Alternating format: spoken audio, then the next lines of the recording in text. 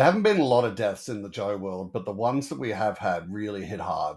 Let's take a look at a few.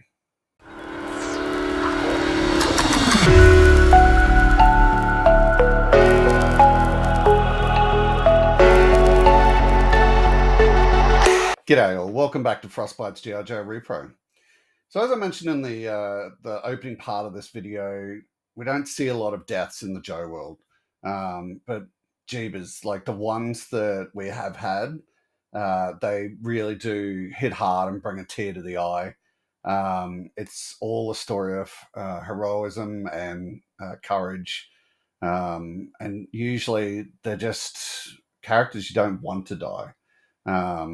So yeah, let's just go through a few. First up, looking back on a comic that really hit hard for me personally, only sort of, remember two comics, two of the G.I. Joe comics that stood out to me as a kid, enough for me to remember them as an adult. One of them was issue number 109, and that's where a lot of these deaths happened. It was pretty phenomenal how hard they got hit.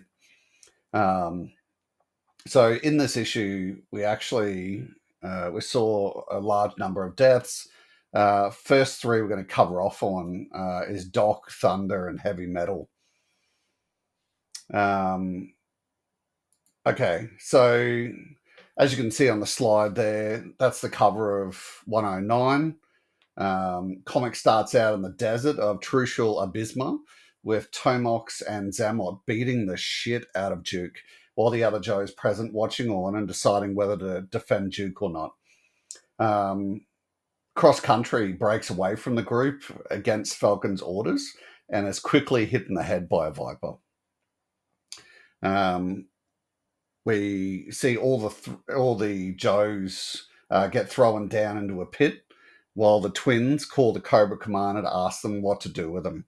Now, this was a kind of a pivotal moment, because once Cobra Commander actually understood what was going on, it freaked the shit out of him that he could actually have Snake Eyes angry at him.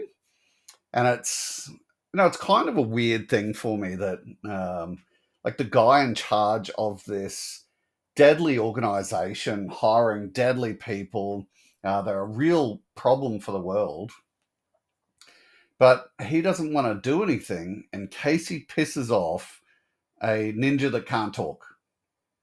And it's very evident in the comic frames. Cobra Commander basically says along the lines of, I don't need to give Snake Eyes any reason to come and find me and kill me before I get back to Cobra Island. So just that point I found really interesting and funny and comedic. So as a result of that, as a result of him pissing his pants, hoping that Snake Eyes won't come after him, Cobra Commander tells the twins to get rid of them immediately. And the twins sort of question this, and Co-Commander just clearly says that, just get rid of him immediately. And then he gets off the phone or the comms unit, and he says to people with him, I've told the twins to let them go. We don't need G.I. Joe prisoners.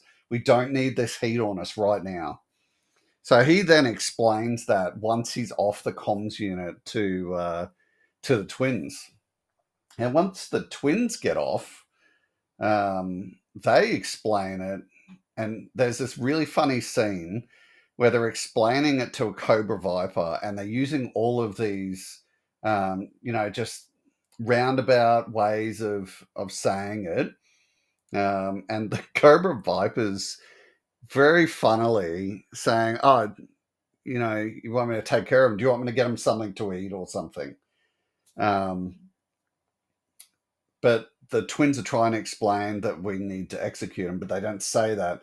And then someone steps forward, and it's a Saw Viper. And like if you are a Joe fan, you don't remember this moment or this issue, go and read it. It is a pivotal part of, Joe history, easily.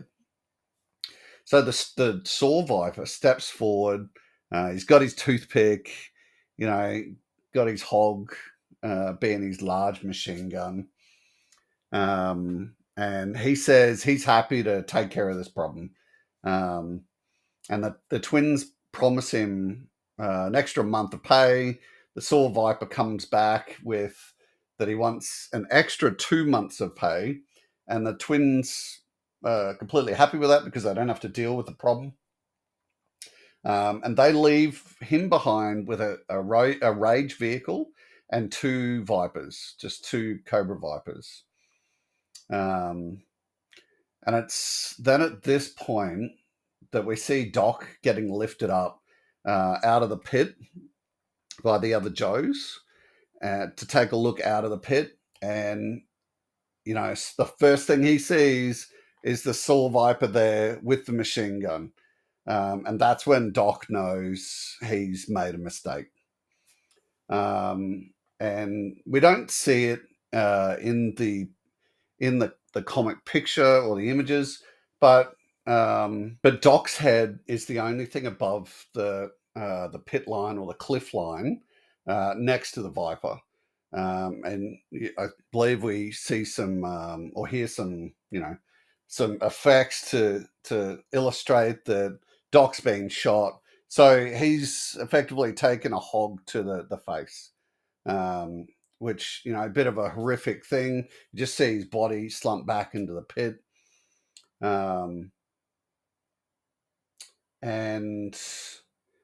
then, as you can see on the slide, at the top of the slide here, the Saw Viper opens up then on the rest of the group. And it's at that point, so he's already just killed Doc. And in this just absolute smashing of the group, he then kills Thunder and Heavy Metal as they jump to cover the rest of the Joes. Pretty horrific.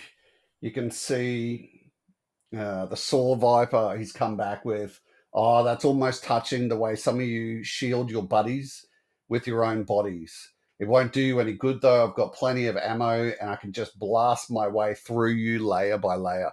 This guy, what a hard ass, what a dick, He's more than happy to do this. So, Thunder and Heavy Metal are dead at this point.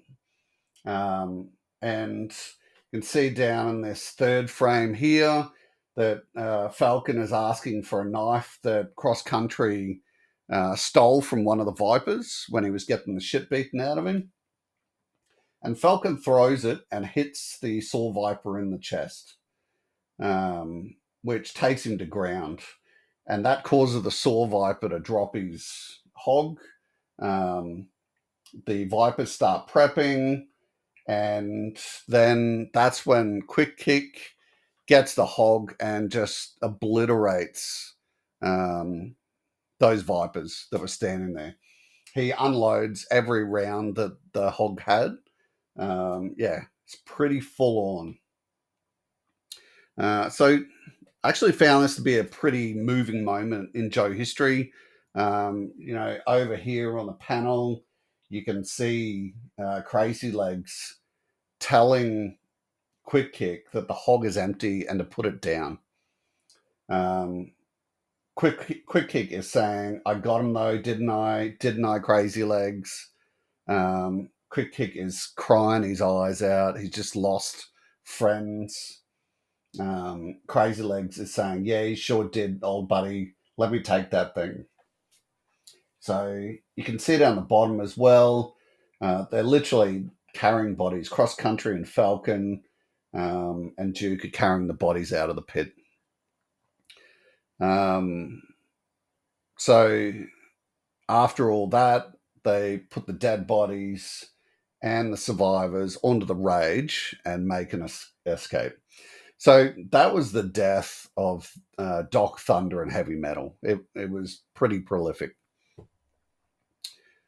Okay, next up, um, no, this can't possibly be spoilers for people. Uh, the next up was Quick Kick Breaker and Crazy Legs. Um, so after the boys get on the rage, um, and call has been made to GI Joe headquarters. Um, Hawk launches the Defiant. Uh, the Defiant of all things, they launched that. They put a mobile battle bunker onto this thing and launch it at a moment's notice. They're putting something into space at a moment's notice. Um, and they send a mobile battle bunker over to these guys, and this is while um, these guys on the rage are getting smashed by Hiss and Fang vehicles, and eventually the Saw Vipers just itching to smash him again. He gets told by a Cobra Viper just to settle down, let the artillery do the job now. Um, you can see in this middle frame here, that is artillery coming down on that rage vehicle that they were all sitting on. So they had the dead bodies, the 3 dead bodies, and the survivors sitting on there. And it's a direct hit by an artillery shell, which ain't good for anyone. So that's what finally killed Breaker, Quick Kick, and Crazy Legs. These were just big hits. The first 3 got taken out point blank range by a Saw Viper. Another 3 got taken out by an artillery blast. And that just left Cross Country, Duke, and Falcon while they're waiting for the Defiant to offload the mobile battle bunker. They have to face the incoming Cobra forces with an overzealous Saw Viper. You can see it over the side here. Falcon saying, "Put me down. You have to get the others out." And Cross Country is saying, "There ain't no others, LT Falcon. So it's just you, me, and Duke. The others are all dead." And I sort of found it very prolific at this time. You sort of see Duke, he's got this bandolier on, but his shirt's just been blown off. His pants are in tatters, and he just becomes this like possessed demon. If you remember this comic and the one that comes after it, where he actually faces the Saw Viper, he's just this possessed demon. So it's at this point you've got Cross Country is just like crying his eyes out after now losing another 3 members of his team, and Duke just tells him, "Pull yourself together, mate. You can cry after this is all done. Right now, we've still got some Cobra butt to kick." And then we can see the Cobra down the bottom. They're saying, you look at that, there's still 3 of them standing. And the Saw Viper just laughs and says, "We'll take care of that, indeedy." Yeah, what an ass. So, yeah, that's that was another 3. Okay. So the next person on this list is General Flagg. Now I got to admit, like I come from North Queensland. We didn't get like the full range of figures and vehicles up there. I didn't actually know this was a figure. Like I know you're all watching this now, and you're like, "How could you not know this was a figure?" Well, I think around the time this was released, I think I was winding down on purchasing Joe's. I joined the military, I think, a little bit after this. Um, So yeah, I just missed this completely. So it was great. It's like I've been saying a lot in these videos. It's great going back and doing the research in these videos and just learning a heap of stuff. So yeah, got to see this figure. It's a cool figure. Um, Now this guy passed away in issue 19 of GI Joe: A Real American Hero. Great cover. You can see Destro on the front on his hiss, just trying to smash troops or Joes. You can see still blowing bubblegum. It's great. So this issue 19, the issue starts out with an assortment of Joes building a component of the pit, and then remarking on Snowjob and Doc wheeling in the Baroness on a gurney. General Flagg, Hawk, and Stalker chat with a captured Cobra spy and reveal a plan to infect the Joes with a deadly plague toxin. However, they discover the spy has an antidote. Meanwhile, through satellite imagery, Destro and Cobra Commander find the GI Joe pit, or what they think is the GI Joe pit. Um, it's the vehicle compound. Meanwhile, in Brooklyn, Snake Eyes and Quinn break into Dr. Venom's hideout and are quickly outnumbered by an armada of Cobra helicopters and Vipers. Snake Eyes jumps into the snake armor and smacks the absolute crap out of Quinn due to the suit causing its wearer to submit to Cobra's will. That was all explained by Dr. Venom in that comic. The Cobra Armada arrives and Dr. Venom orders the troopers to put Quinn into another suit. So they put him into the other suit. He's all knocked out, can't do anything. And the Cobra members discuss their plans to stage an attack on the pit from Dr. Venom's location. So Dr. Venom was sitting, it was like a side of the river hut. And yeah, everyone just rocks up to this hut and they're like, we're going to stage this full on invasion of the pit from this hut. And they've got Quinn and Snake Eyes sitting in these snake armors. So yeah, it's good. Then we sort of break to Breaker and Clutch transporting Major Blood to the pit. The attack commences by Cobra with a barrage of missiles on the pit's location.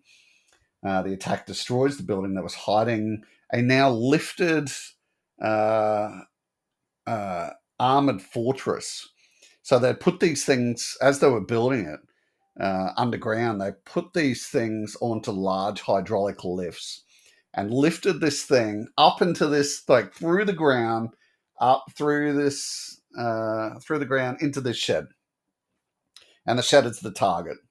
So Destro then orders a full attack on this shed, not knowing that there's an armored fortress in there, blows up the shed, sees the armored fortress, and he was like, I should have known the Joes wouldn't have some type of firepower. So he orders a full attack, and he gets his air assets and a lot of his ground assets obliterated. And there's one point in there as well. It was a bit weird. I've actually contacted one of the guys, Sonny Sundries. So he enjoys a bit of the military look at how Joes work. And I've let him know there's a point in there where it discusses use of claymores with regards to the Geneva Convention. And they make mention of it. But meanwhile, they just then go and start laying claymores. And they're actually talking about weapons that the police use in America that aren't, they're not good with the Geneva Convention. So it's all very interesting. I don't think I'd actually seen that before. So, well, it is when you're young, you just don't take notice of things like that.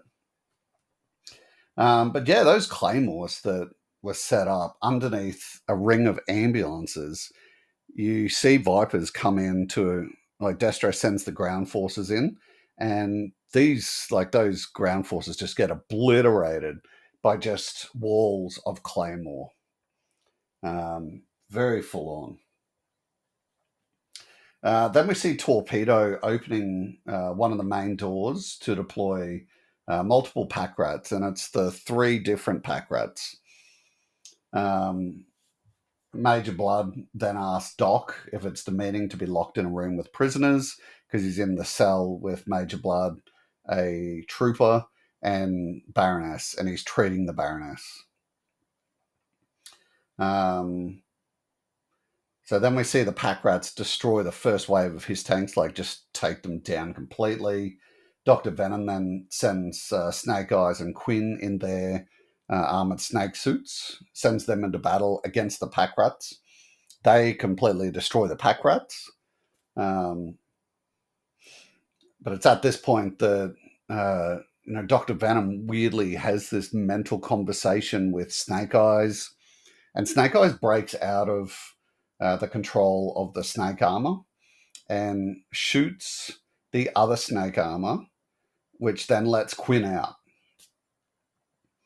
And then Quinn picks up one of the pack rats as a weapon.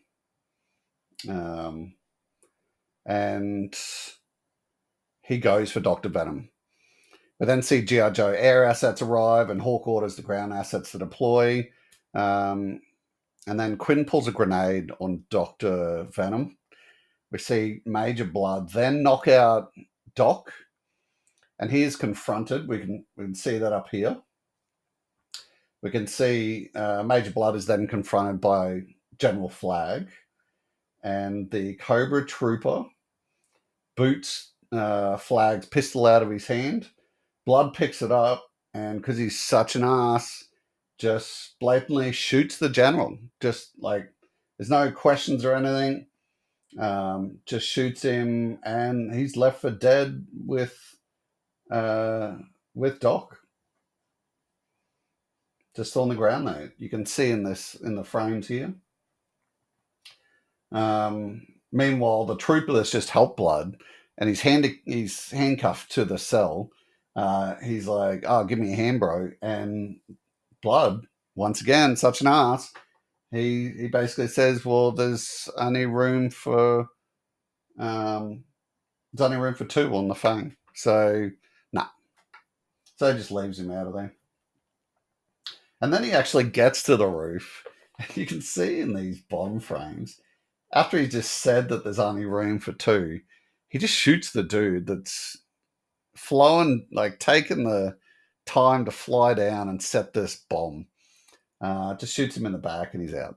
What a douche. But yeah, that's how General Flagg dies. And in the same vein, same comic, we then see Quinn. So with Quinn, we see him as he's got the grenade with Dr. Venom. We see him appearing to mentally struggle with himself. He's talking with Dr. Venom, but it's almost like he's mentally struggling with himself. And I'm wondering if that's maybe a side effect of the snake armor that brainwashed him. So yeah, let me know in the comments what you think about that. And he then, after this mental struggle, he lets Dr. Venom go, which, not great. Dr. Venom just then pulls out a gun and shoots Quinn in the back. And that's the end of Quinn. That death was so simple. Like, both deaths, Flagg and Quinn, just shot dead. Done. And because he's now dead, he then lets go of the grenade. And then that's the end of Dr. Venom. 3 dudes dying in this. Although we don't actually see that Venom dies there. It's just, it's sort of a given that he was standing on top of a grenade and it goes off.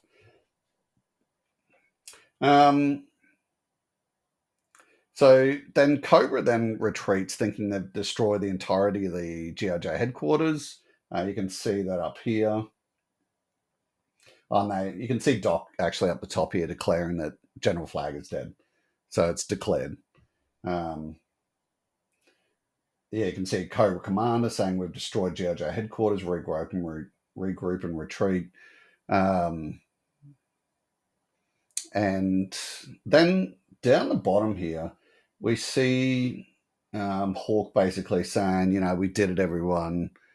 Cobra had some really bad losses today. And this is the moment that hit hard, I thought.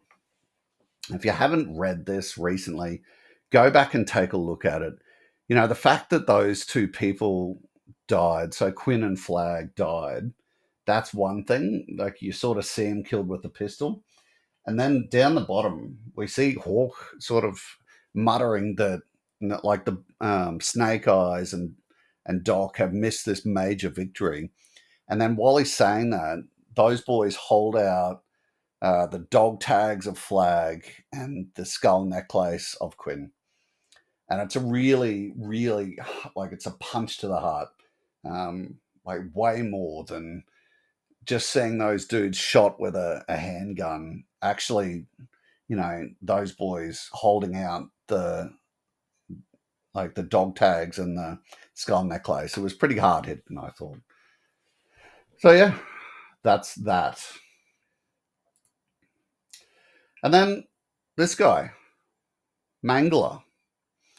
So when I did the research for this, I was fascinated. I didn't actually know about Mangler. I didn't even think I'd actually read this issue. So this Mangler, he appears, it's his first appearance and his last appearance in Special Missions number 13. So the issue starts out in Trishul Abisma on the east coast of North Africa. We see Outback Dusty and two newbies. So all these dudes have been put onto this mission to so that two newbies could go and get worn in. It was sort of their mission, just for them to become a Joe, or to be tested to become a Joe. So the two newbies were Lightfoot and this guy Mangler. And you can see over on the left-hand side of the issue, Mangler is carrying Lightfoot, and we'll get into that. You can see Dusty is on the front, and then in the background, we've got Outback. So, yeah, starts out in Trishul Abisma on the east coast of North Africa. We see Outback, Dusty, Lightfoot, and Mangler under heavy fire from unknown forces. So there's a bit of a vehicle fighting thing going on at the start. The organic military commander gets a sniper to shoot out the tires of the Joe's vehicle. And then once captured, Lightfoot just gets the living crap beaten out of him in what they call interrogation. And they actually make note that, they're just a crude military with their methods. So they're not trying anything too special. They just beat the shit out of Lightfoot. And then when he's getting the shit beaten out of him, Mangler tells the organic military to stop because we're the Joes, and we're not talking.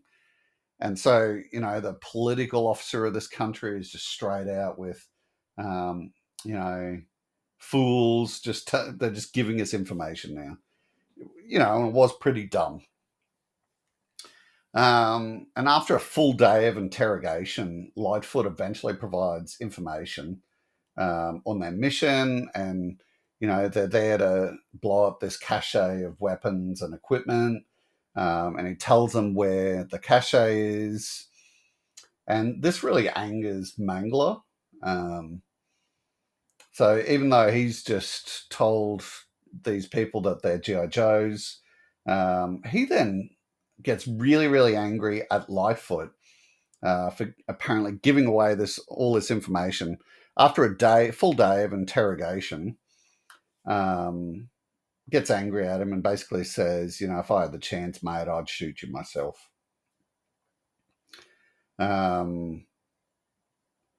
So then the political officer goes off to find the cache, and he makes a lot of noise about he doesn't want to report it. He doesn't want someone to take his glory. He wants to be the one that finds it.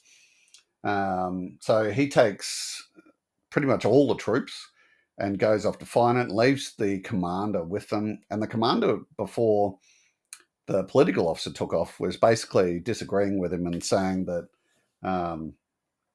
we shouldn't be killing them or interrogating them or anything like that. So left by himself, the commander, he then gives them water and tells them which way to a port and which way to the cache. And he makes note, the cache is 40 miles away. The port's only 20. You won't make the cache, mate. Go to the port, escape. So it's at this point that they're thinking about the port, and Lightfoot actually says, my mission was to come here and blow up that cache. I'm ready to do my mission. Are you? And they all eventually together make the call to go to the cache. So, there's a few pages of them running through the night. Mangler carries Lightfoot, I think, the entire way. So 40 miles. We see a couple of funny things like Dusty provides food like lizards. And yeah, it's interesting. So they eventually then get to the cache, and the Joes manage to break in there. They detonate it. Lightfoot actually does that. As they make their escape in an armored vehicle, Mangler actually apologizes to Lightfoot and then jumps out the back to hold off the pursuers, because there was a bit of a thing of outback driving, and he's saying that the vehicle wasn't going fast enough, but if they sped up more, the engine would blow, and they still had, I think it was like 60 miles or something left to go. So that's why Mangler jumps out the back. He then starts shooting at the eye holes of the armored vehicle that's pursuing them, which, as you can see in the slide, that causes the drivers to shit themselves. So the vehicles crash. And this is the death. This is all we see of Mangler. We see the commander basically saying, that they're taught that Americans are terrorists. But if they're terrorists, how could they be incapable of such tenacity and self-sacrifice? So yeah, we see Mangler's hand just underneath an armored vehicle, and that's the end of that. On the ride home, the other boys are basically saying he acted like a hero. So yeah, give him a posthumous award. So that was Mangler. Now, Sneak Peek and Battle Force 2000. This was another big issue. Just massive. It was another one I hadn't read in a while. It's got an amazing cover. It's just that amazing cover with the alley vipers getting ready for Muskrat, Tunnel Rat, and Roadblock. Such a really busy issue. So issue starts off with Dusty, Sneak Peek, and Stalker pinned down by alley vipers and frag vipers in the city of Benzine. For some reason, the Joes aren't all concerned about being flanked or their sides or their back. They're just like, these people in front of us, and that's where they'll stay. So they just start eating MREs, and Sneak Peek and Dusty start talking about a Christmas dinner that they had together with Sneak Peek's parents. So that was Christmas dinner. And then somewhere else, we're seeing Hawk having an argument with the Emir of Benzine about the placement of Battle Force 2000, um, which is in all the oil reserves. Because basically the Emir is saying, I don't want him in there because if it goes up, that's a whole bunch of money. But anyway, Hawk then ends up rerouting Battle Force 2000 to assist these guys that are pinned down. We then also cut to Roadblock, Tunnel Rat, and Muskrat moving through the sewers to get to these pinned guys as well. And then we note that while old mates are talking about Christmas dinner, cut back to a Fragg Viper and an Alley Viper. They've gone to another position. They go into this house. There's a kid and a mother, and the Fragg Viper gets the kid's toy and throws it out. And we can see in this middle slide here, that's the kid's toy. And that was too much for a sneak peek. He just runs out. And yeah, he gets mowed down by a range viper. Just totally bladdered. And he's just laying there holding that kid's toy. So then we cut back to Dusty remembering back to Sneak Peek had fallen asleep on the couch, and Dusty was having a conversation with Sneak Peek's mother in the kitchen. And she stated that her brother was MIA in Vietnam, and the government refused to inform her of anything to do with his death, her mother. So then she makes this poignant point of asking Dusty to make sure that if anything happens to Sneak Peek, Dusty would promise to bring her boy home. And that's what he does. He promises that he will do that. So we've just hit this important point in Dusty's life where his mate has died and he's promised to bring the body home.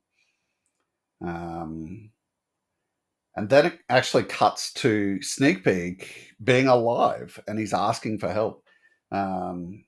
So, that puts a lot more pressure on Dusty. We cut to the Emir of Benzine then calling the Cobra Commander and telling him that Battle Force 2000 is traveling through the oil storage area. Cobra Commander asks him for a price to not bomb them. The Emir doesn't give him enough. So Cobra bombs that entire oil storage area. You can see it on the slide on the right-hand part of the slide. Just bombs that area. The Battle Force, the entirety of Battle Force 2000 is in. And it was big enough that Stalker says, "What was that? What was that?"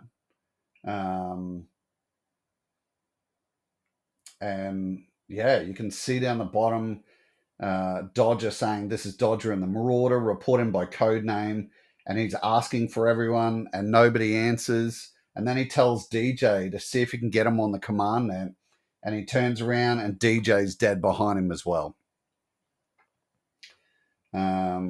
So Dodger is the only dude left. It's just him in his one vehicle, and off he goes. So, got a few people dead right now in this one episode or this one issue. We cut back to the Pinjos, and we can now see that Recoil and Ambush are part of the group. I hadn't seen that before. And they make a plan to rush one of the Cobra positions. As they run out, Recoil and Ambush are immediately hit. And Dusty then disobeys an order from Stalker, and he picks up Sneak Peek. Stalker actually turns around and says something along the lines of, "Well, if you're going to pick him up, you'd better keep up with me." Roadblock, as you can see up the top here, Roadblock then proceeds to decimate a huge amount of Vipers. You'd have to say that's the main group. And Stalker and Dusty hit the position that had the 2 Vipers that caused Sneak Peek's death. Down the end here was another of these just heart-punching components of a story. They all get back to the camp, and Stretcher asks Dusty. Oh, he says to Dusty, let's check Sneak Peek out. And then he says he's been dead for hours. Why did you carry him back? And Dusty says it's because I promised. So, yeah, absolute heart puncher. But yeah, thanks so much for joining in today. I hope this has been informative for you. I certainly learn a lot doing this video, as I have been with a lot of these other videos. Please let me know in the comments if you knew all about these deaths, and did any of them particularly hit you hard. Thank you so much for watching. If you're not currently subbed, please hit that sub button. Hit the like button if you enjoyed the content today. And we'll see you in the next video. Thanks so much. Bye-bye.